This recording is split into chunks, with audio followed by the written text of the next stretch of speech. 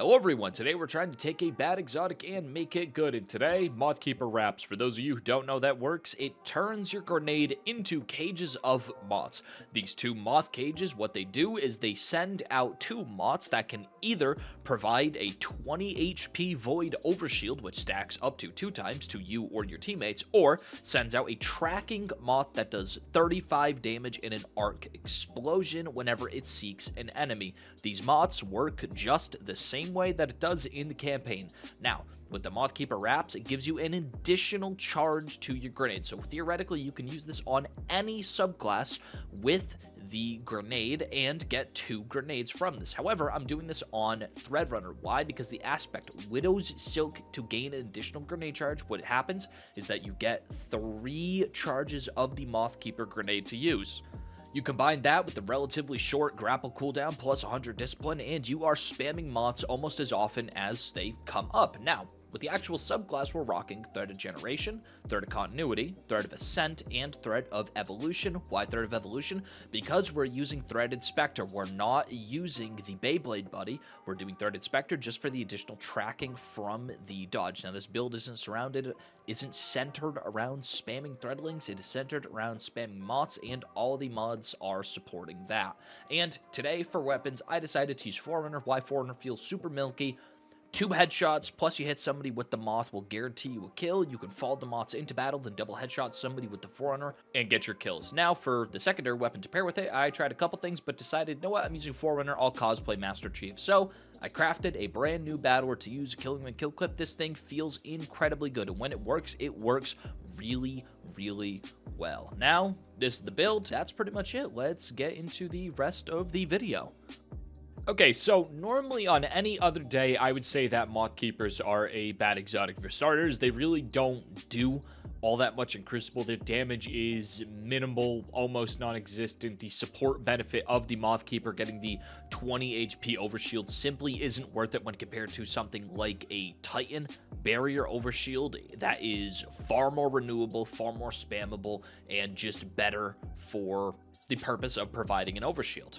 The real strength of the Moth is being able to have information on demand, mainly for those people who don't really crunch their radar as much as I do. But then again, the Moths, they're only tracking as far as you can see, or maybe telling you who's behind short corners or whatever. It's okay.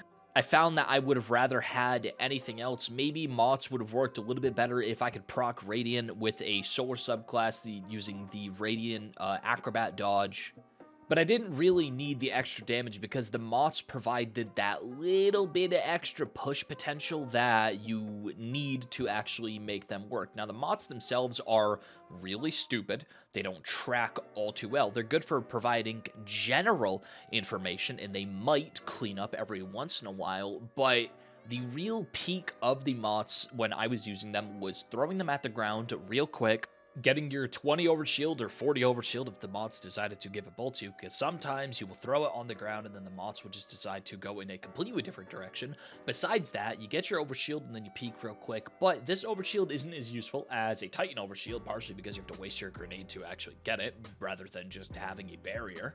And what I already mentioned, if you throw it on the ground too close to you and there's an enemy in like around a 20-25 meter radius, one of the 2 moths will decide, hey, you know what? I'm going to be the MVP. I'm going to be the real hero, and I'm going to go out and try to track onto that enemy and do a tiny bit of damage to him, and more often than not, it will just die.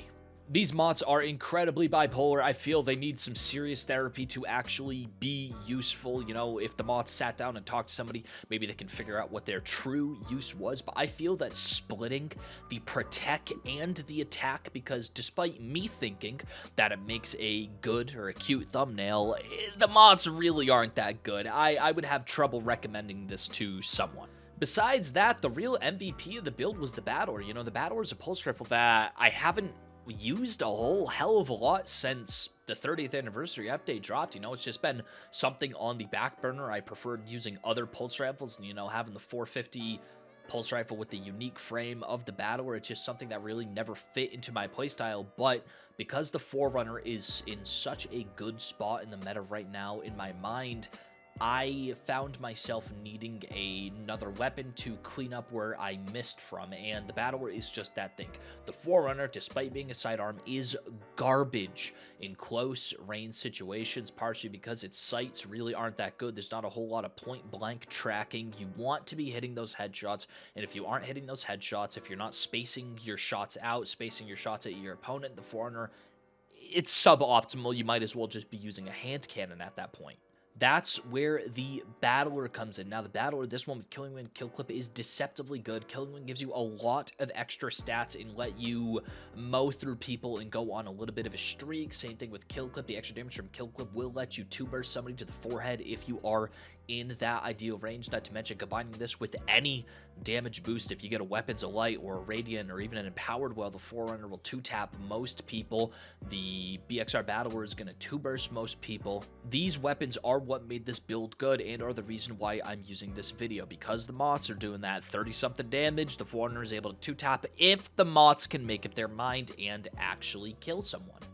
If I wanted this build to be better, I would have replaced the Battler with something like the Prosecutor. I just didn't feel like using the Prosecutor today. I would have used Conditional Finality, because obviously Conditional Finality is the best special weapon in the entire game right now. Just the unmatched utility from the kinetic slot that you get with the Conditional Finality is just disturbingly large. It is a broken exotic. Besides other way to make this good, the reasons why this is bad is because you're trading your grenade for something with dual function. If you wanted damage, for example, you would just use Threadling or Scatter Grenade or Vortex Grenade or Swarm Grenade or Trip Mine Grenade or Incendiary Grenade. You get the point of what I'm trying to say. However, with Mothkeepers, you're trading your grenade for something that does less damage than most grenades and gives you less support utility than the Healing Grenade would on your solar subclasses. So it's confusing. I'll say that first and foremost, that it doesn't really make up its mind. Now, in my opinion, you could do one of two things. You can either add an extra moth to the moth cage to try to balance it, but in that case, would having 3 moths in the cage make it broken? It'd be able to provide 60 void overshield, or have 3 tracking moths. Each one of those moths eats a bullet, so somebody shoots a burst with pulse rifle, shoots all 3 of the moths. You don't do your damage, but then again, you save yourself for a little bit, reduce the time to kill. In any case, I would have a hard time recommending Mothkeepers to any serious competitive Crucible player. Now, I'm not a serious competitive Crucible player, which is why I'm just trying to have a little bit of fun. Playing Trials once a weekend. I might take this into Trials, I don't know, but I feel like my teammates would just get really angry with me, depending on what the map is. Mothkeepers really are an unnecessary handicap in service of a playstyle that is done better by options that don't require you to waste your exotic slot. Because not only are you wasting your exotic slot with Mothkeeper, you're losing out on what makes most builds good, which is having a good grenade to combo with the rest of your build. Besides that, I really have nothing else much more to say. I'd love to just yap on and on for 15 minutes because I love the sound of my own voice. Cough, cough. If you can't sense the sarcasm, please. And just want to say thank you, each and every single one of you, for watching this video. Leave a like if you can, if you like the video. Subscribe if you haven't, and you'd like to support me. Besides that, hope each and every single one of you has a great weekend. Have a great Easter, since that's on Sunday if you celebrate that. And thank you all for watching. Take care now.